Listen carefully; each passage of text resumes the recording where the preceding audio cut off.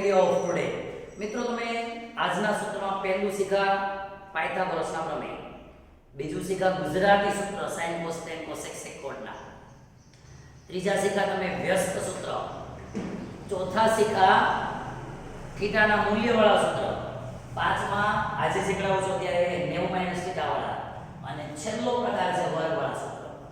90 theta વાળા સૂત્ર કેવા છે? sin થીટા તો cos 90 થીટા, sin 5 તો cos 90 5, sin પાડો તો cos 90 પાડો, sin હાથી તો cos 90 હાથી. sin ની પાછળ જે કિંમત લાગશે cos ની 90 માંથી એક કિંમતને મિત્રો બાદ કરવાની છે. વધારે દાખલા શીખડાવું ત્યારે સમજાવીશ. તો sin થીટા એટલે cos 90 થીટા, cos થીટા એટલે sin 90 થીટા, tan થીટા એટલે cot 90 થીટા, અને cot થીટા એટલે tan 90 થીટા, cosec થીટા એટલે sec 90 થીટા, અને sec થીટા એટલે cosec 90 થીટા. મતલબ sin ને cos ની જોડી બની, tan અને cot ની, cosec અને sec ની.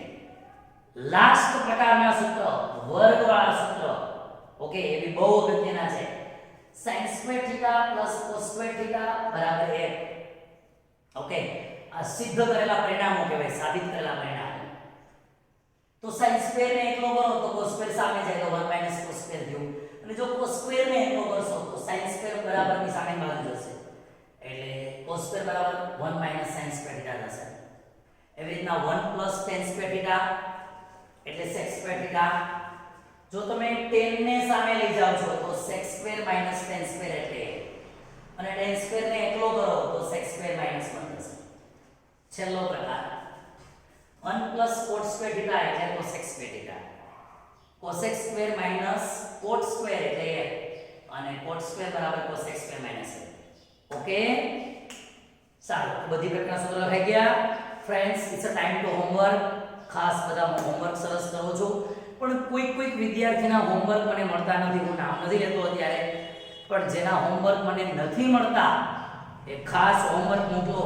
તમે જૂના સ્ટુડન્ટ હોય તો ભલે, નવા સ્ટુડન્ટ હોય તો ભલે, હોમવર્ક તો મોકલવાનું જ છે, કારણ કે હમણાં ખુલશે ક્લાસ એટલે રેગ્યુલર આપણે ભણવાનું છે ક્લાસમાં આવીને. ઓકે, તો આજનું હોમવર્ક છે બધા સૂત્રો એકવાર સારામાં સારી રીતે ચોપડામાં લખી લેજો એક વખત.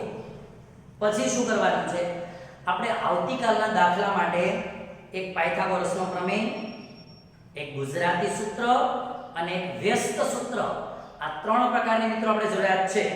ગુજરાતી સૂત્ર એટલે sin બરાબર સામે બાજુ છેદમાં કરવાના a, વ્યસ્ત સૂત્ર એટલે sin બરાબર 1/છેદમાં cosec a, અને પાયથાગોરસનો પ્રમેય તમને આવડે છે. આ ત્રણ પ્રકારના સૂત્ર બધા જ મિત્રોએ પોતાની બુકમાં 10 વખત ફરજિયાત લખવાના છે અને કડકડાટ પાકા કરવાના છે. ગમે તે સૂત્ર પાકે પાકું આવડવું જોઈએ, તો જ તમે ત્રિકોણમિતિની આસાનીથી શીખી શકશો, તો તમને ઈઝી લાગશે. રેડી? અને દરેક મિત્રો જે સૂત્ર લખો ને એમાં વચ્ચે અને ઉપર પોતાનું નામ લખશો, જેથી કરીને આપણા સૂત્રને સીધી કોઈ કોપી ન મારે. ઉપર તમારું નામ લખો, પહેલા સૂત્ર 10 વખત લખો છો, ત્યાં વચ્ચે પણ ક્યાંક તમારું નામ લખો. રેડી? એવું તો ત્રણેય પ્રકારના સૂત્રો 10 વખત લખશો. જે બાકીના સૂત્રો છે આ એમની આપણે જરૂરિયાત નથી હમણાં, તો બધા એકી સાથે પાકા કરશો ને તો ગૂંચવાઈ જશો. એટલે બધા એક સાથે પાકા નથી કરવા, એમને હું કહું ત્યારે પાકા કરજો. 90 વાળા, વર્ગવાળા અને થીટાના મૂલ્યવાળા એ પછી કરશું. પહેલા ત્રણ પ્રકારના સૂત્ર પાકા કરશો. ઓકે, તો it's a time to say good bye. Hello friends, stay home, stay safe. Goodbye. Thank you.